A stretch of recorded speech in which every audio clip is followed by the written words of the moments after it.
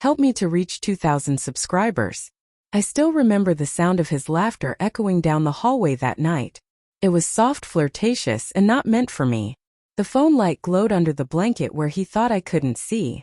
22 years of marriage, and I suddenly realized I didn't recognize the man lying next to me. His smile was sharper, his eyes colder, his secrets closer to his skin than I'd ever been. I lay still, my heart pounding so violently that I thought it might wake him. My husband, Daniel, a man who once couldn't go an hour without telling me he loved me, now slept beside me with his phone hidden beneath his pillow like a loaded gun. The next morning, he kissed my forehead before leaving for another meeting. His cologne lingered on the sheets, mixed with something unfamiliar, citrus and something younger. I stared at our reflection in the mirror, at my tired eyes and graying hair, and wondered when love had started feeling like a negotiation I was destined to lose. At first, I told myself I was paranoid. We'd been through so much together. The mortgage crisis, his layoffs, my miscarriage. He'd promised me we were unbreakable. But unbreakable things don't hide their phones. They don't whisper someone else's name in their sleep. By week 3, I started noticing other signs. A new suit too sleek for our budget. Credit card charges for dinners I hadn't attended. A lipstick stain on his coffee cup. A shade of coral I'd never wear.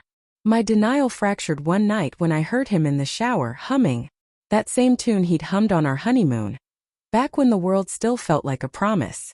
Only this time it sounded like mockery. I confronted him the next day. "Daniel, who is she?" He froze, then smiled, that practiced politician smile he used when he didn't want to answer. "Don't be ridiculous, Claire.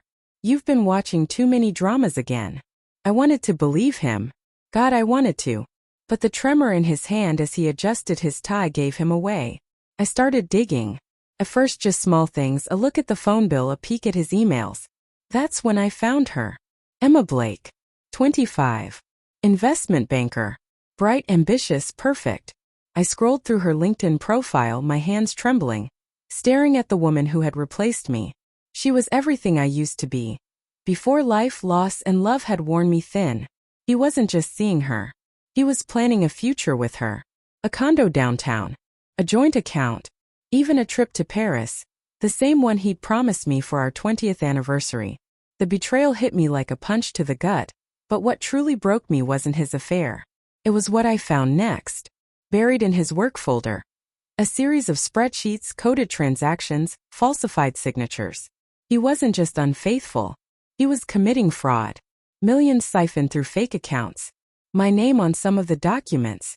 I confronted him again, this time with proof. He laughed, cold and detached. "Claire, you don't understand. It's business. No one gets hurt. No one," I said, holding up the papers. "My name's on these, Daniel. If this goes south, I go down with you." He sighed as if I were a burden, not a wife. "Then you better keep your mouth shut." That night I cried harder than I ever had. I wasn't sure if it was grief or fury, maybe both. Love and hate feel terrifyingly similar when they mix. I could have walked away, taken half of what we built and left.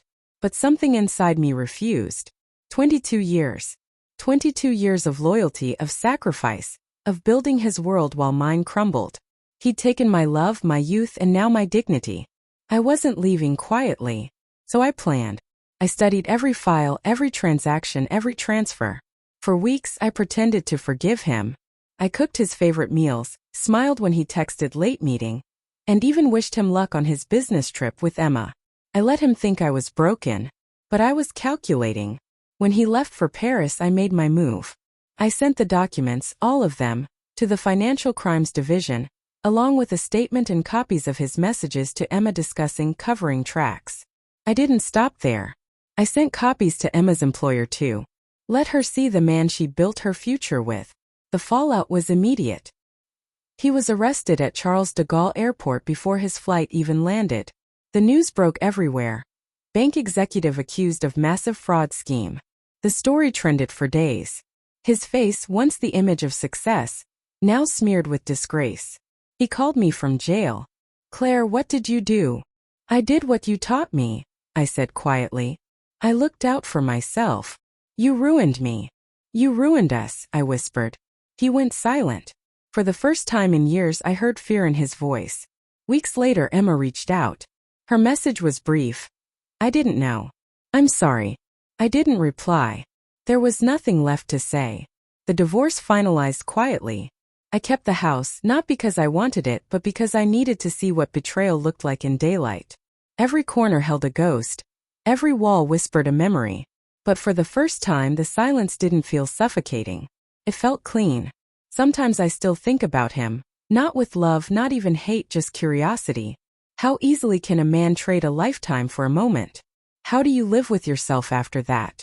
I've rebuilt my life slowly. I started teaching again, painting, rediscovering the pieces of myself I'd buried under us. I even started smiling at strangers without flinching. But some nights I catch myself replaying it all. The laughter under the blanket, the scent of citrus, the lies dressed as meetings. And instead of tears, I feel something else. Power. Because I didn't just survive Daniel's betrayal. I ended it on my terms. He wanted a younger version of me. He got a criminal record instead. And me? I finally got something priceless. Freedom. When people ask why I never remarried, I smile and say, once you've learned to rebuild from ashes, you stop mistaking the fire for warmth. And deep down I know that's the truest revenge of all.